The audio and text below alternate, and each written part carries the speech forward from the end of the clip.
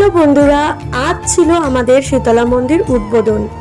এই মন্দিরটা তোমরা সবাই চিনবে যারা যারা বেহালায় বা ব্যাচরাম চ্যাটার্জি রোডের সামনে থাকো। এই মন্দিরটা অনেক বছরের, কিন্তু তাও উদ্বোধন হলো কেন সেটাই তো।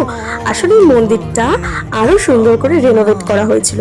জানি মন্দির কখনো রেনোভেট করা যায় না, কিন্তু এই মন্দিরটা আরেকটু বড় করা হয়েছিল, মাথায় চূড়া করা হয়েছিল। তোমাদের সবাইকে আমি মন্দিরটা দেখাবো, আরো সুন্দর লাগছিল।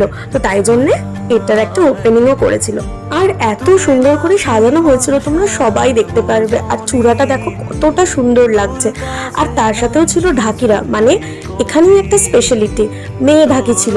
আর সবাইকে এত ভালো লাগছিল, তো তাই জন্য তোমাদের সাথে ভাবলাম একটু শেয়ার করি। দেখো আমি মন্দিরটার ভেতরে যাচ্ছি, তখন একটুখানি পুজো হচ্ছিল, সব ঢাকিরা ছিল, অনেক লোক ছিল, তাই জন্য ঠিকভাবে দেখাতে পারছিলাম না। তাই জন্য আমি সব হয়ে যাওয়ার পরে তোমাদের সাথে শেয়ার করছিলাম।